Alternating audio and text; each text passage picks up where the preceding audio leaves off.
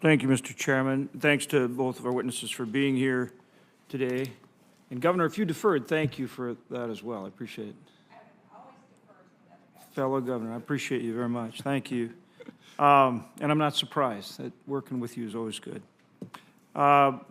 Secretary Turk, you're very familiar with Energy and Environmental Research Center. You're also very familiar with the 4 regional partnerships.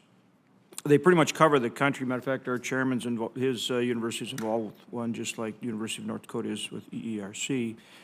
We put myself and others put legislation in the 23 appropriations bill that that provides not less than $20 million for the regional carbon sequestration partnerships. This is not new. This has been going on for a long time, and we can't put CO2 down hole without these partnerships doing what they do and what they have been doing for a long time. Will you commit to ensuring the FY 2023 funding supports the missions of the RCSPs? And I've talked to Secretary Granholm about this as well, and I'm sure you're aware of that. Will you commit to ensuring the FY 2023 funding supports the mission of the FCSP's regional partnerships as intended by Congress? And I know what the intent was because I helped write the legislation. I'm not guessing on this one. Well, first of all, Senator, thank you for your personal leadership and North Dakota's leadership, including on CCUS. As you know, I worked for a previous senator from North Dakota. And I think you and I see eye to eye on it, but my question is whether you can get it done. So on this particular program, the Regional Carbon Sequestration Partnerships, I know there are some differences of opinion of folks on this side of the room. And we want to make sure that we're responsive not only to you, but to other viewpoints on this and going forward. We would like nothing more than clarity of what that guidance is for us going forward on this incredibly important piece. I am familiar, and I know our secretary had a chance to visit with the folks at the Plains CO2 Reduction Partnership. I know for many, many years the incredibly impressive work that's been done by UND and others throughout the state on these issues. And so I think there's a lot there to build on. Yeah. But we need clarity. We just want clarity from you. You recognize and agree that it is important work, correct? It is incredibly important work. Okay, then will you work with us as far as we work now on the 24 appropriation to make sure that we get this done? Happy to work with you on that. Thank you, Secretary, and I do appreciate your efforts on this issue very much. Thank you. Administrator Hruby, the W-84 warheads and the plutonium pits, and I think, again, our chairman's Los Alamos and some of his labs, I think, are working on these as well.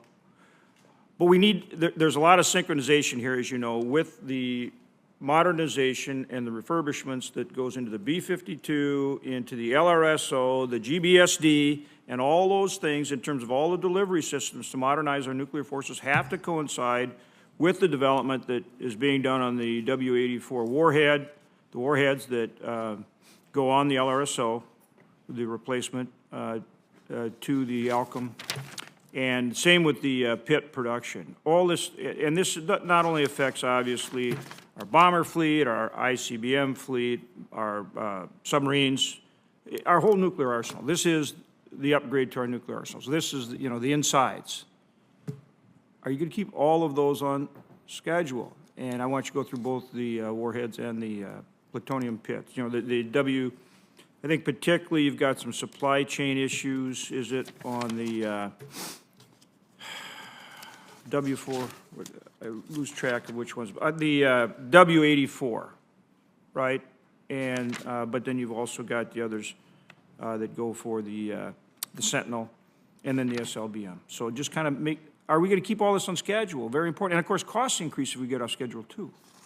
Right. Well, let me address your question in 2 parts. So the first part is about the weapon modernization program, and that program is on schedule and synced up with the Department of Defense, including the W80-4 for the LRSO.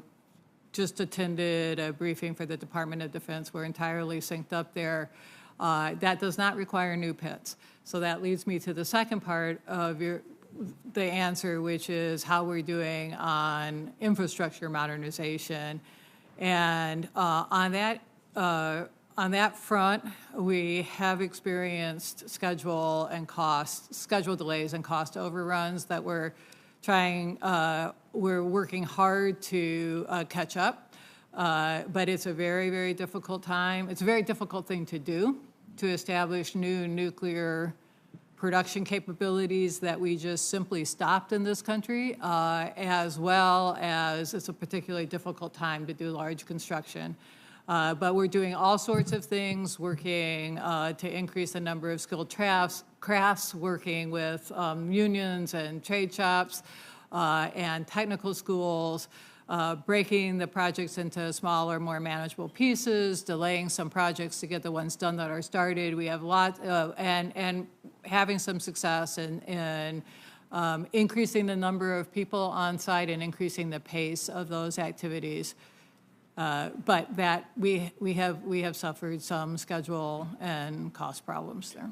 We've worked very hard to fully fund the enterprise, and we need you to take all the steps to keep it on schedule. Yes, sir. Thank you again to both of you. Appreciate it.